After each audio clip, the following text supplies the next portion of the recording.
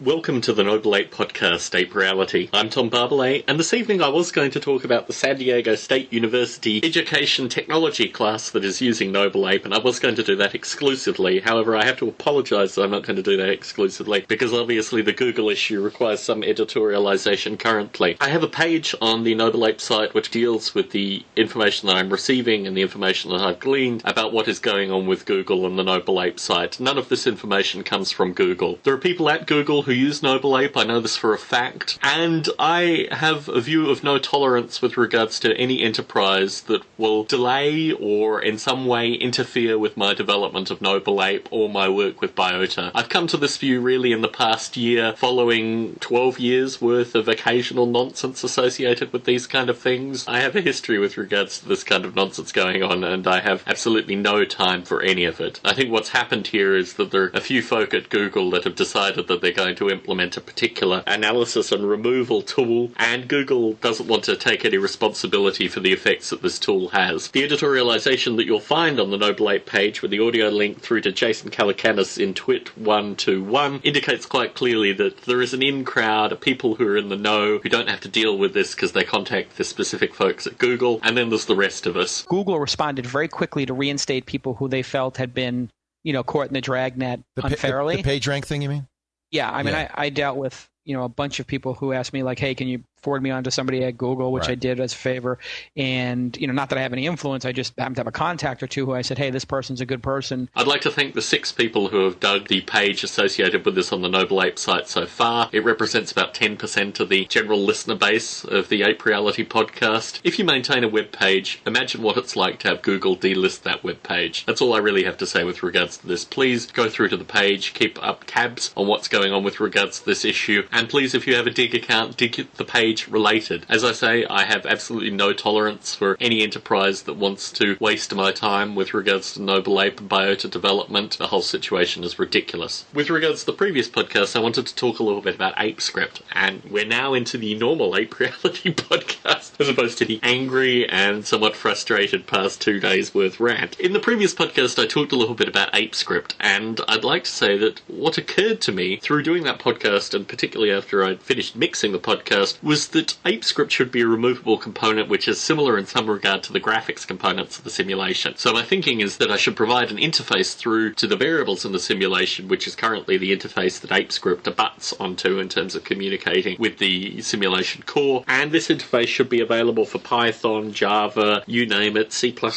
all these kind of possible users of the simulation core should have the same interface. That way ApeScript is removable, analogous to the graphics, and we get to a similar state with what John Klein was talking about with Breve, the removal of Steve in Breve and the replacement of Python. My hope is, with the solid core of the simulation isolated in library form, it'll be easier to do a Python integration than the experience Jonathan Klein had, but time will tell. I just wanted to add that ApeScript will be optional, and the interface between ApeScript and the simulation core will be accessible for third-party developers that want to just use the simulation core without ApeScript. San Diego State University. In contrast to the situation with regards to Google and a day prior, I was greeted with great joy. I've got to send a shout out to Corinne and Eric and the lecturer Bernie Dodge, who put out an assignment that utilises the Noble Ape simulation. In fact, Corinne and Eric are currently developing a testing interface for the Noble Ape simulation. It appears like they want to get something, and here I would advise them to take, for example, the location of the apes, because that's probably the easiest thing for them to access, and see what happens over time if you move an ape just a little bit. Run the simulation with the apes all in one position, and then move a single ape and see what happens. I think that's probably what they're looking at, but I think the cognitive simulation and the cognitive simulation with regards to location is probably the best way to do that. It's wonderful to have San Diego State University using the Noble Ape simulation, and I've added them very proudly to the list of users. I was contacted a few years back by a fellow who I thought was at San Diego State University, and then the more I think about it, it was probably UC San Diego. However, my initial thought was, is this person the same person who is setting the assignment as this Bernie Bernie Dodge. Obviously, Bernie Dodge wasn't the fellow that I was corresponding with. There's still a mysterious UCSD cognitive AI researcher who used Noble Ape 4 years ago who has kind of fallen through the ether. I'm feeling the same way with regards to the fellow who was at Google, formerly at Apple, who was a Noble Ape simulation user, because I need to track him down too. The final point I wanted to make was with regards to making contact. And I don't want to seem, I've been a little bit abrasive in this podcast, and I don't want folks to assume that this is the nature of the communication that you'll have with me when you make contact. I would like to say, however, that probably the best way to make contact initially is with regards to questions or issues associated with the Noble Ape development, or through the various Noble Ape and Biota Facebook groups. That's a great way of getting in contact initially. I noticed a number of faces on the Facebook group that I need to scratch my head about how they were originally or somehow connected with the Noble Ape development. So it's wonderful to get people kind of into the Facebook group. I was contacted recently by a fellow who just seemed to have no connection and was sending me single-line emails. And really, the more email initially, the better. I've got a reference here, people like Melek Qtash and Rudolph in the Netherlands, who sent me long emails initially, and I always like receiving those. I don't know. There's probably some critical length somewhere between 1 paragraph and 50 paragraphs, but I think if you want to get in contact, feel free to. I love receiving contact, but there are some ways that are probably better getting in contact with me than others. The other thing I like to say is that I don't typically do more than 3 email interchanges in a row. I tend to keep things relatively brief with regards to that, just through the way I use email. What I have done, and I've done this with Rudolph and Melek in particular, is I will put email aside and answer them on the weekend and things like that if they're particularly long and detailed, or even better, editorialize them in an Ape Reality podcast. If you send an email to me, it may be editorialized in this podcast. I don't know whether I need to include a warning with regards to that, but that's certainly a possibility. So, for this podcast, if you haven't dug the Google issue on the Noble Ape site, please go to nobleape.com. You'll see the link immediately at the top. I'm doing some rework at the site to try and understand what the issue is that Google may be having, so when they finally do get in contact, the site will be to their liking, whatever that may be, still to be established. However, please